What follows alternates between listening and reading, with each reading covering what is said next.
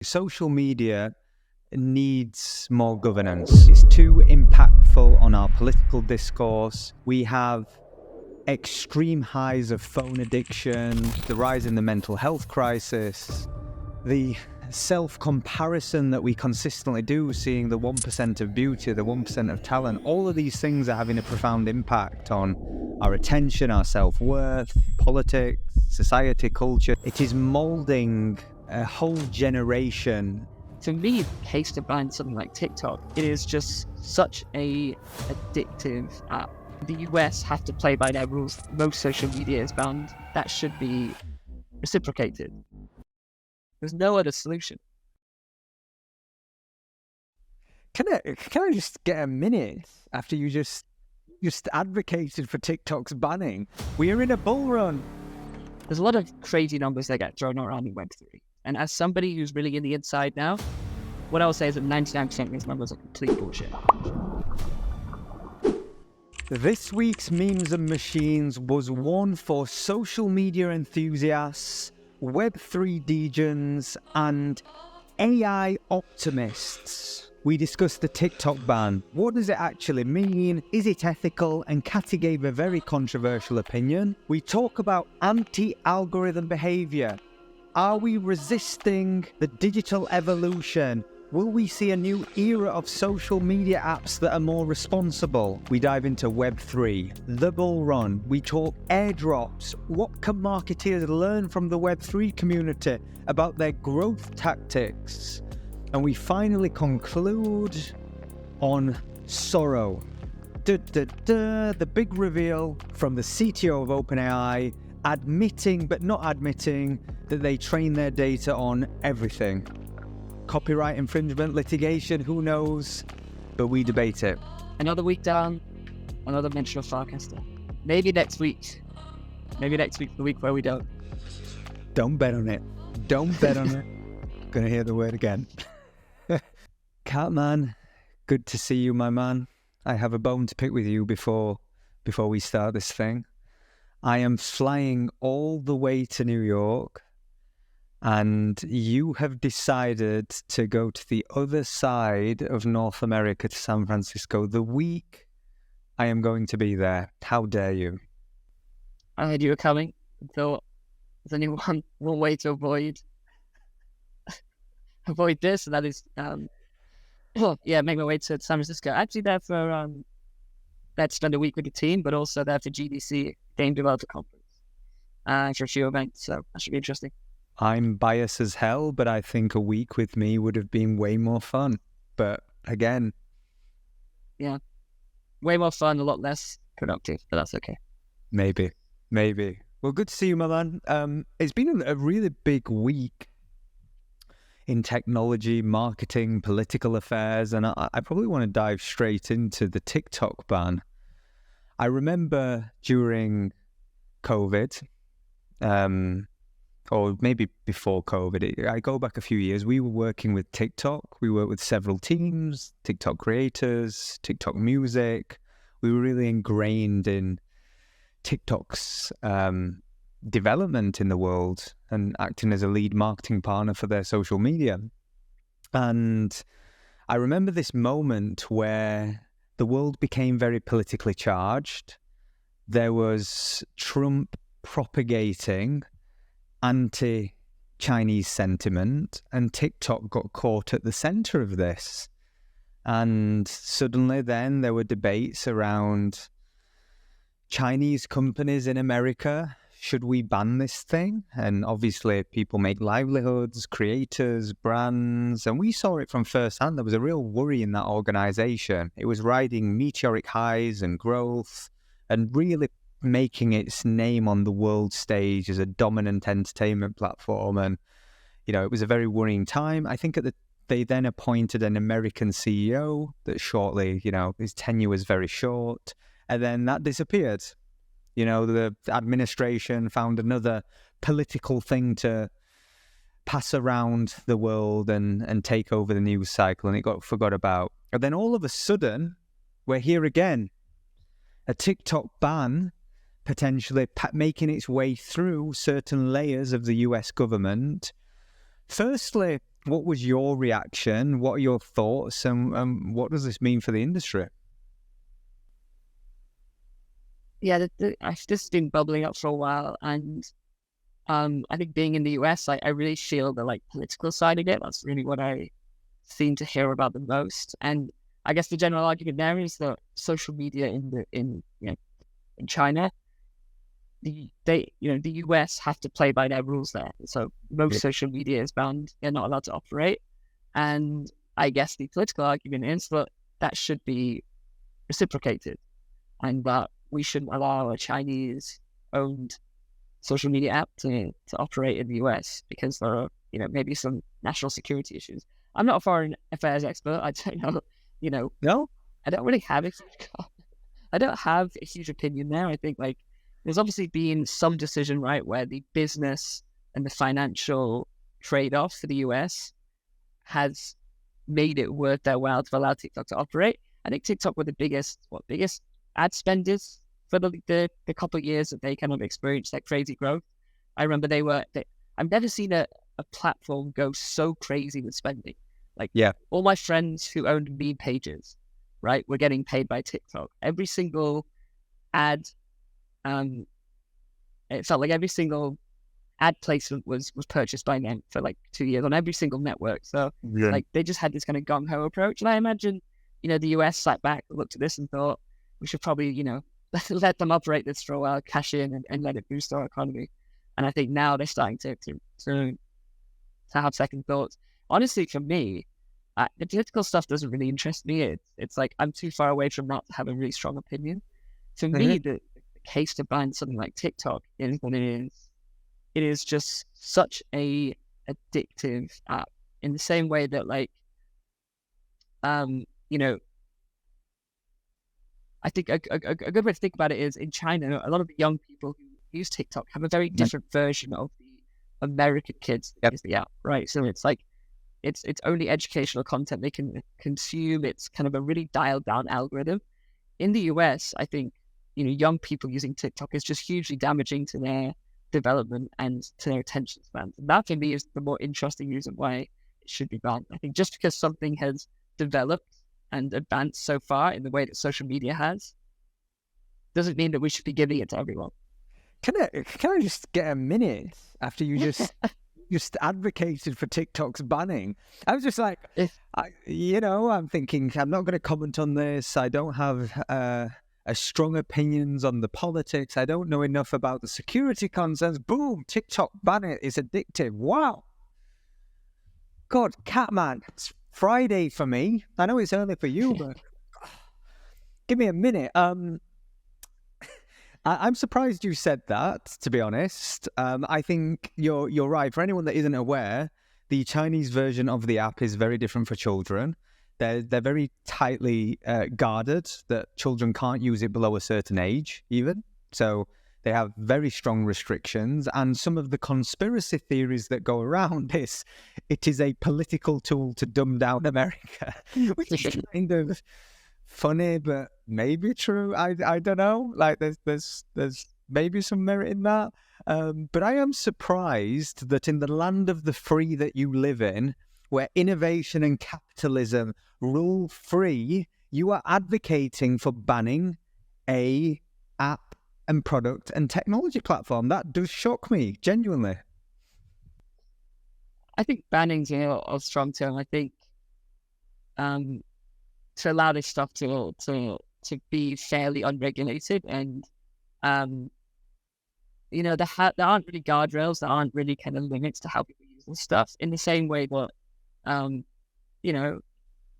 vaping or e-cigarettes. I think all this stuff should be. I think the way that we consume social media as an addictive substance is we're slow there. And in 10, 20 years, we'll probably look back at the way that we kind of just allowed people to use these apps without any really real restrictions. And we'll probably go, God, that's probably a mistake. Like we didn't really consider the actual addictive effects this was having on people. And I don't think, maybe I don't need banned, but what I don't think is this stuff should be allowed to operate without any real restrictions. And I think that's what a lot of the people are kind of advocating for. Yeah, I remove the word TikTok. TikTok has one of the most addictive UXs, right? Social media needs more governance. Fundamentally, it's too impactful on our political discourse. We have extreme highs of phone addiction. It is molding a whole generation, making them look inwards, the rise in the mental health crisis, the self-comparison that we consistently do, seeing the 1% of beauty, the 1% of talent, all of these things are having a profound impact on our attention, our self-worth, politics, society, culture. So, look, I'm on board with a greater level of transparency. I think, to TikTok's credit, they were the first social platform that gave you a view into how their algorithm works in a way that all the other platforms were very guarded. Every platform is a black box, meaning you cannot see what's in it. You don't know what data, the secret source of the algorithm. You have marketeers like us guessing and testing and trialing, trying to figure things out. TikTok, to their credit, have been really good and tried to take and whether this is corporate politics or sincere, they have tried, I believe, to take a more ethical stance. But you do raise a really good point, and you've mentioned this before to me. You use the term a lot, anti-algorithms, whether that's brands or creators that just don't play the algorithm game. Ironically, not playing the algorithm game sometimes goes in your favor. You're the purple cow in the field, right? You stand out more when you're not doing the same things that become commoditized. So I suppose, how do you think about this movement of anti-algorithm generally as it relates to social media? And are there developments that you find particularly interesting in that arena? Yeah, I mean, there's anti-algorithm. There's also just anti-digital, anti-social media as a general trend we're starting to see now. I had coffee this Monday actually with a friend, and he showed me his phone. And the first thing that you notice is that his phone is completely grayscale. So he's got on a setting in his iPhone that makes it black and white, complete CPS. There's no colors. What that does is it takes away one of the tricks that programming and you see in social media now is that a lot of the colors and a lot of the kind of animations and the visual styles are designed to, pull off triggers in your brain that keep you using it or kind of keep you addicted. And so like the little red notification arrows, the little kind of blue, almost like lottery style animation flicks when you scroll, all of this stuff is kind of, playing into your brain. So he has this completely grayscale phone, which is meant to dampen that down significantly. Right. And then when he opened the Instagram app or when he opened the Twitter app, his phone redirects him to another app. And it just says, take a second, breathe. And what it does is that every single time he wants to open social media, he now has this kind of point of friction and this opportunity to second guess whether that's actually going to bring some value to his day. And so that's super interesting. That's probably, really at the kind of extreme end of the bell curve. But I think what we're going to start seeing is more of this, where people are now having to put in their own guardrails into their digital and social media use, because it is so intrusive and it is so addictive and it kills your productivity. And platforms have just got too good. I think TikTok's a really good example of this, where the algorithm is just so good. It knows exactly who I am. It knows exactly the content I want to see.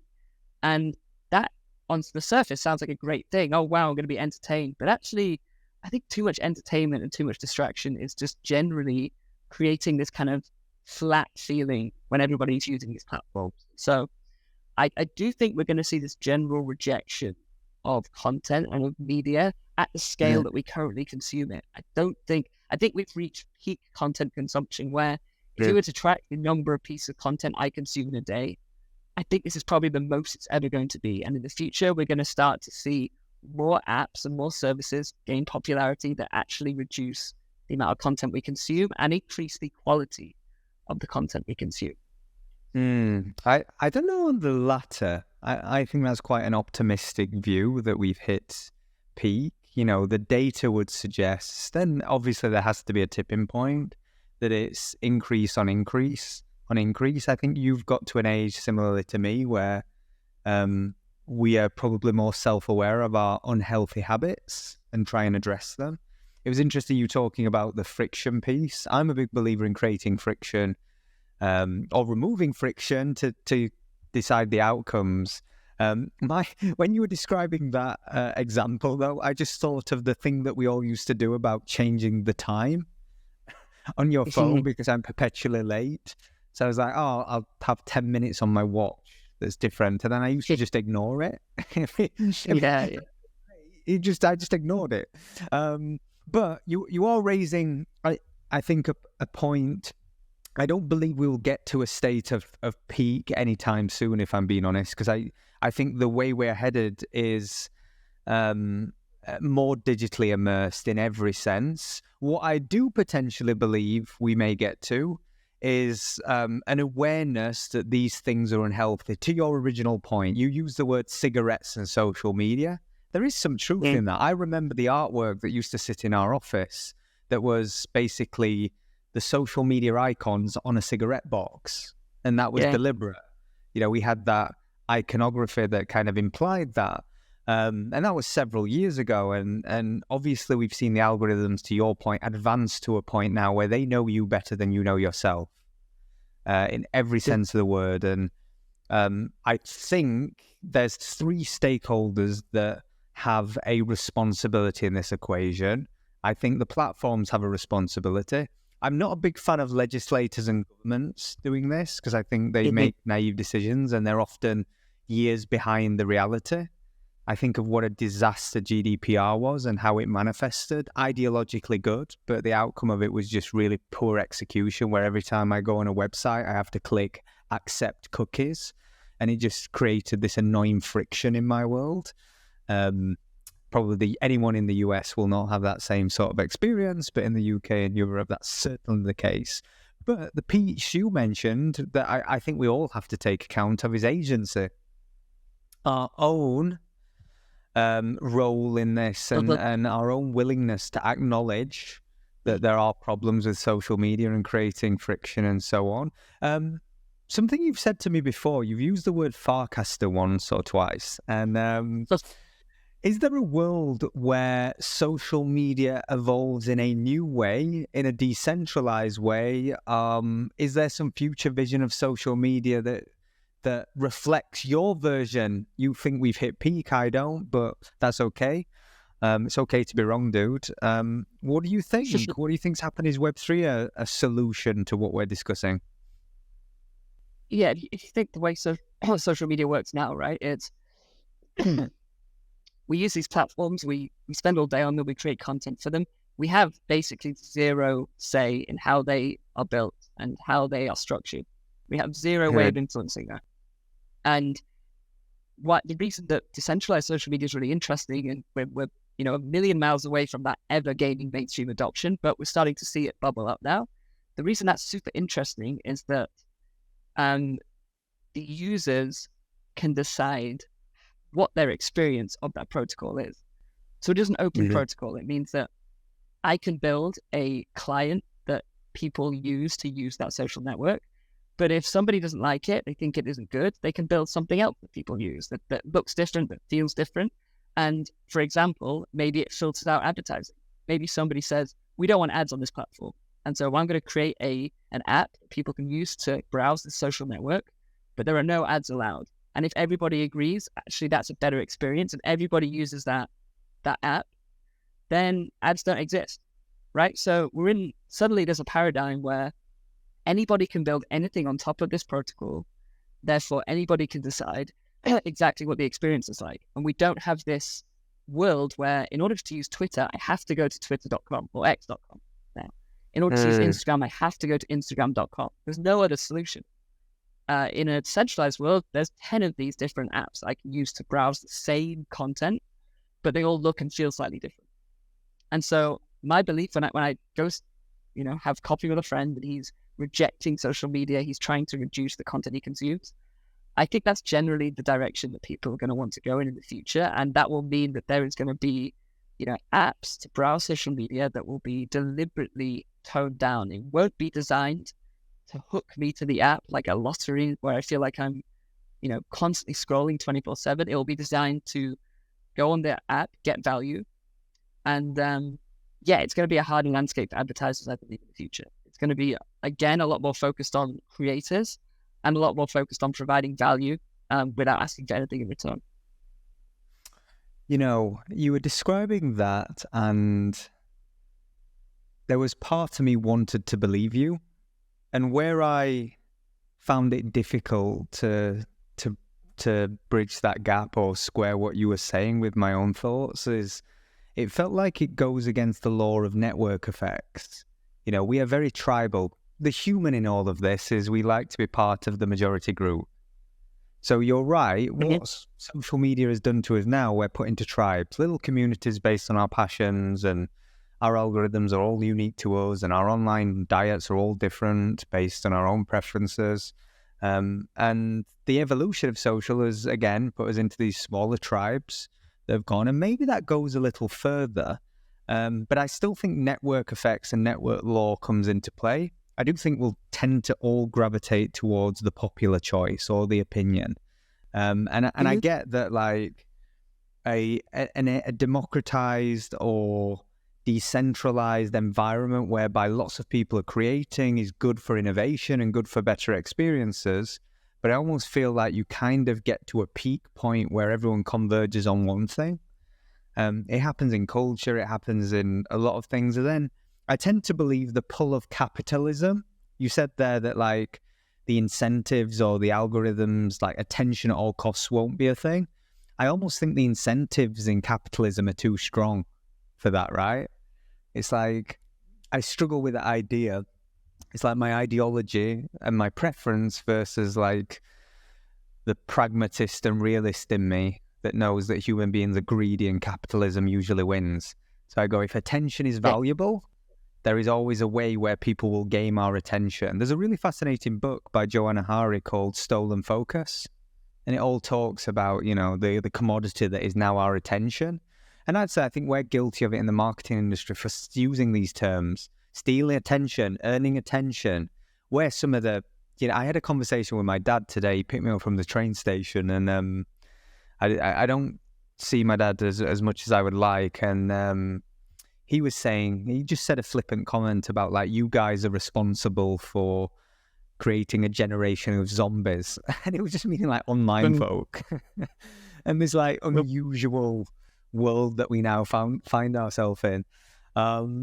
And everything you were describing, I just left thinking, I don't know, I'd like to believe you, dude, but I don't know if we'll get there. Yeah, look, I mean, the counter argument is that the network effects are far, far greater on a decentralized social network. And the economics, the capitalism side of it is also far, far greater.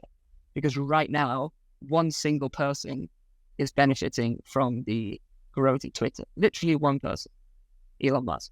There's no trickle-down effect to the creators, the users of the platform. I mean, there is actually, so creators are getting paid well, to be fair to him. But if you think about decentralized social, the interesting thing about those kind of protocols is that there are like 20, 30 businesses that pop up as a result of these social networks, and that can build on top of them and immediately make money, immediately charge. So, like, you know, on Twitter, their API is very closed off. So somebody on our company, they tried to build like a Twitter app for Android because the Android Twitter app was pretty bad. Right. They built it, they got loads of users, we're about to raise money, and then Twitter shut them down. They said, no, you can't do that. So the whole business evaporated overnight. And you just don't have those. It's just not possible to have decentralized social. And so there is a much larger ecosystem of builders and developers. And as a result, those network effects are far, far greater because you have people who are kind of advocating on a much larger scale for the platform. And you have more people making money. Then it's almost like you're saying it's like defendable in a way. In a decentralized world, it's defendable in a way that the current system isn't. We are at the mercy of policy of the current environments, policy agendas, commercial agendas. And you're right, there is a world where the best will win, not the person with the agenda who can control the agenda, right? It's almost that democratic piece is probably really important in the equation. And I will say this for the final thing I'll say. I will say that, like, I always had the same opinion of you, where like I look at something like Twitter and I look at like the community it has and the way it's kind of built up its audience. And I think this is kind of untouchable. It's really kind of refined itself. It has people that are diehard to the platform. It just feels like this is probably never going to be displaced.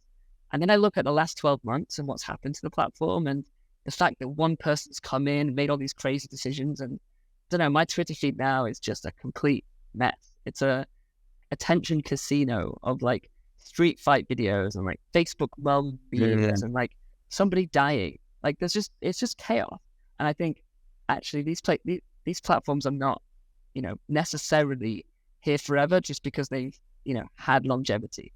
And so like I think these things can be displaced because they get worse. Like there's no guarantee that this platform is going to stick around forever, because I don't know, the decisions that are being made right now just feel a bit all over the place. Empires fall, and what goes up very quickly may come down very quickly. That's the reality, right? I want to stay on the topic of Web3 briefly, because we are in a bull run.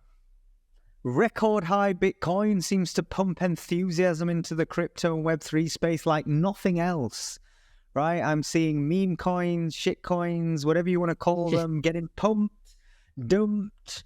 People at 10x returns, everybody's happy, money's flowing, events are popping, monkeys are being sold for stupid amounts of money, you name it. What I will say is it's really interesting. We're getting a lot of interest inbound around our Flight 3 business. Everybody's ready now to launch their project, their token, their protocol, and there's a do everything yesterday mentality and an urgency and impatience that exists in Web3. So we've got a good vantage point of what's happening and the dynamics. One of the things that I find, I'll tell you this little anecdote. One of the things I find funny is when we get these inbounds, I have no idea whether the person is a scammer or is like the world's richest person. And there is very little distinction between some random alias asking you for a phone call and has a complex idea that they're going to deliver and create a lot of value. It all sounds very similar, right? So it's very interesting. What I will say is in my conversations with our Web3 specialists, they often counsel me on a new way of exchanging value between brands, companies, and communities, users, communities, however you want to describe them. And the way they describe it is, if you think of classic marketing is I use platforms to communicate my message, and I pay to get people's attention. And through that attention, if I communicate my message in a way that's compelling enough, I'll get them to do an action, right? So you deploy, in traditional terms, a traditional company will spend 10% of their turnover on marketing. An e-com business might spend 40%. A tech business might spend, take any economic model, but it's very simple. What Web3 is pioneering is a whole range of new techniques, whether that is you take your entire marketing budget and you give it back in the form of a store of value or a token or an airdrop or an NFT back to users to create interest around what you're building. So that's a complete reverse of like, let's just give our customers stuff in very layman's terms, to now get them to feel part of what we're building and what we're doing and support our mission. Conversely, you have protocols where you can do bounties. So you can co-create to earn and unlock rewards. You can go create some marketing literature, and you could go create some, some blogs. So again, you're participating in the success of the project. Tell me from your perspective, and you have a great vantage point, what are some of the most interesting things happening in Web3 marketing specifically? And the second question then is, what can more traditional marketers and brands learn from what I'm going to say is the fringe of the internet? I think there's two kinds of Web3 companies that I think have two important distinctions. So I think what you're describing is very kind of Web3 native, crypto first company. Maybe it's an exchange, maybe it's a new blockchain. And they use these kind of viral growth mechanics to get people to use their platform. So they might drop a token that you get rewarded for doing some kind of action, right? So it's very kind of like incentive first kind of mechanic.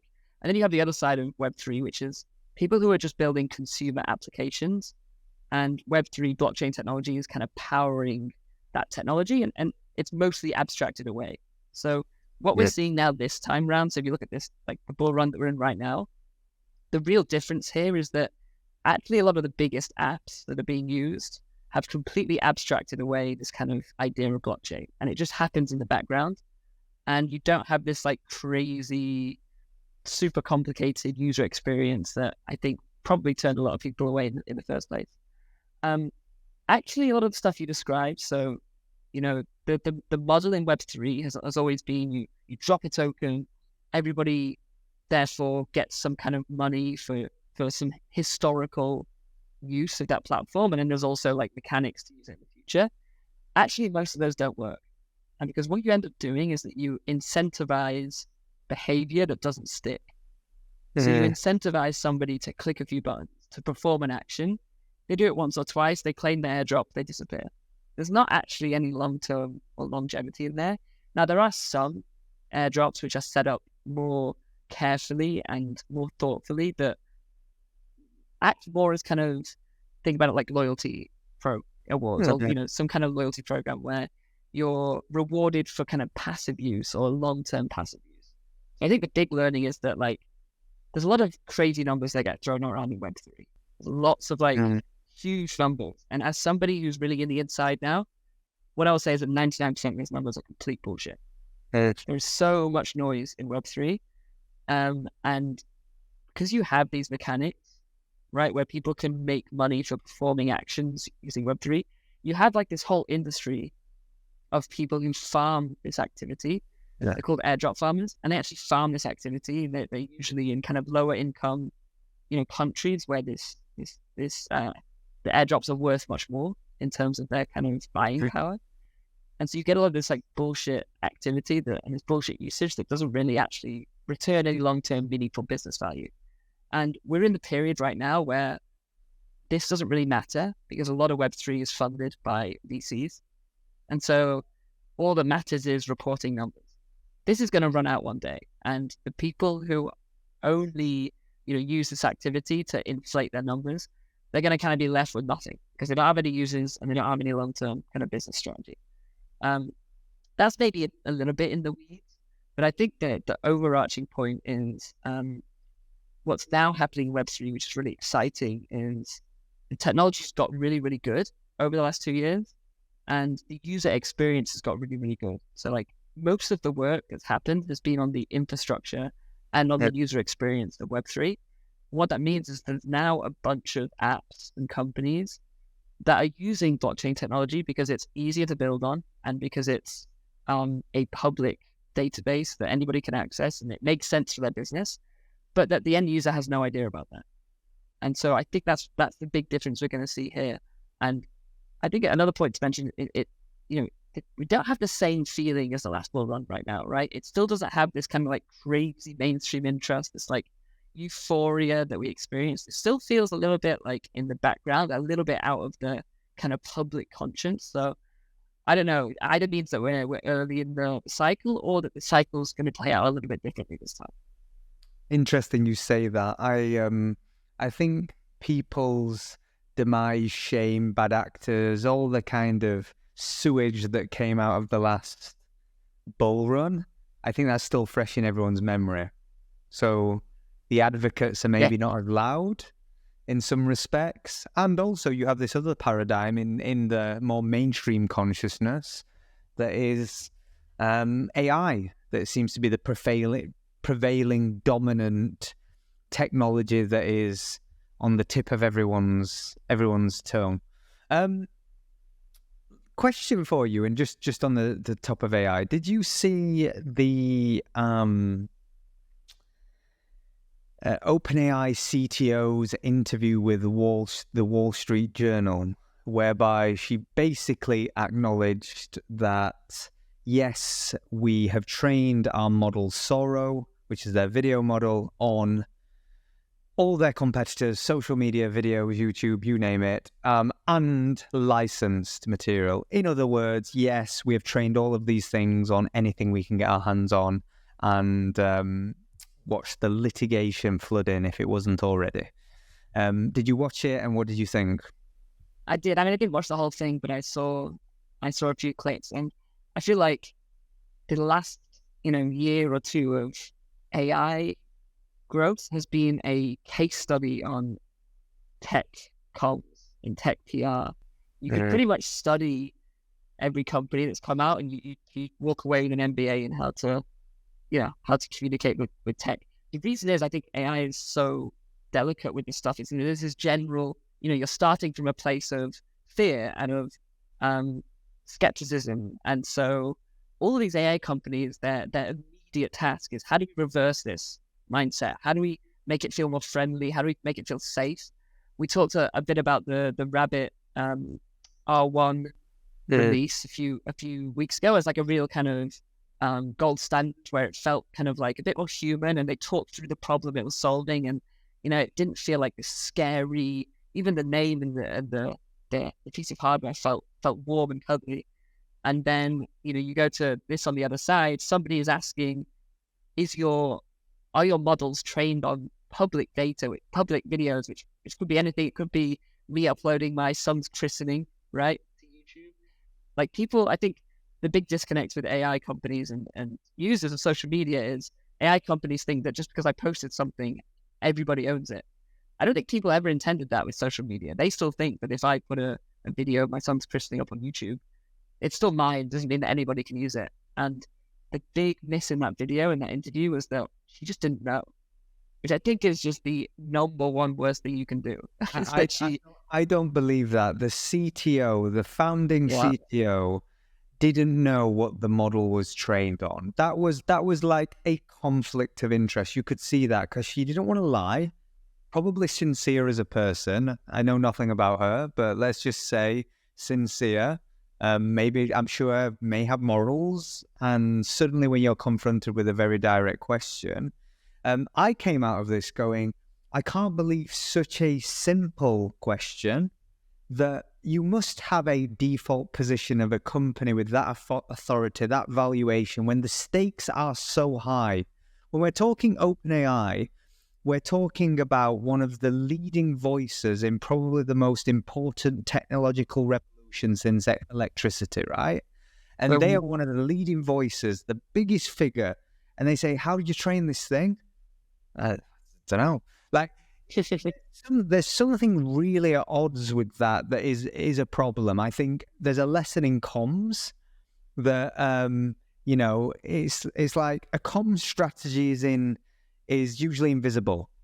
It's like insurance. Why do you have a comms strategy? Well, it's not for, when you're getting things right. It's there to stop things fucking up. That's the point. You have it there as a guardrail, and the fact that the leadership hadn't maybe gone through that, I'm sure they have. I'd be very surprised if they hadn't. But it speaks to your point about the pace. You've gone from in just 18 months, we've turned AI professionals and leaders into the space into like rock stars and gods. Yeah. You turn these professionals, and when things in your life changes so rapidly, you skip all the necessary steps that you would expect in corporate governance. The maturing, the type of stakeholders. You look at the founding team and the senior figures at OpenAI, they're young. They are young by any giant corporation of that type of valuation standards. So my number one take was comms. Listen up, folks. Train your leaders, number one. The second one, I really debate this, and I'll give you an honest take on the big debate. I was in Manchester speaking at an event, and it was filled with media professionals and creatives and ad folk. And I always get three questions when I talk about AI. Jobs. Whose job is going? And I give a view, and I try and lay the context for that. The next one is always copyright and IP. How do we protect artists? How do we protect creators? And there's part of me goes, at the end of the day, if it's on the internet now, it is now being used by all these models. The genie is out of the bottle. Whether you believe that's an injustice, whether you believe it's an immorality, it's a fact.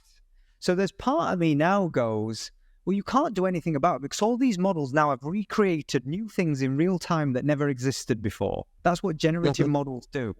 So now, even if at one point they were trained on something, you start making those exclusions from the New York Times and all the publishers and any creator, it doesn't matter. It's already too far on. So the question then becomes, is like, what do we do about that? I don't have the answer, but I do believe it seems that there's maybe a very vocal minority, I would say, that just feel really strongly about this copywriting issue.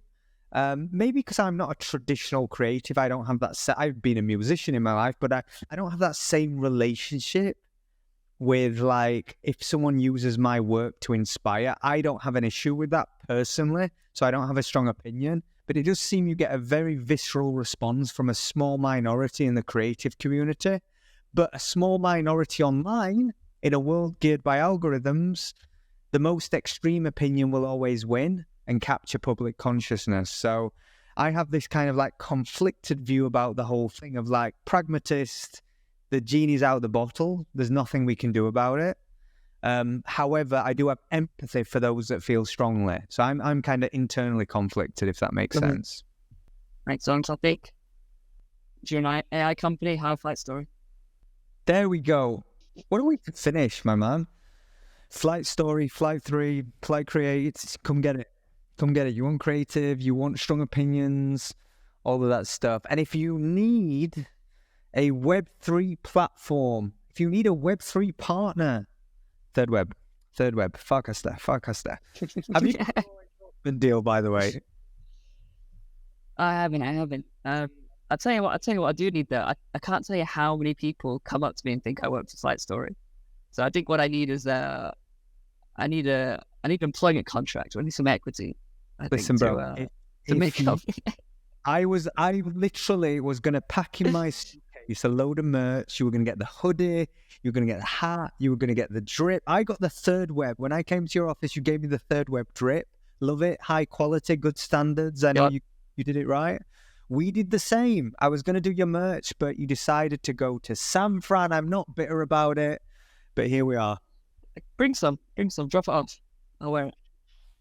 My guy, good to see you. Then I'll see you next week. See ya.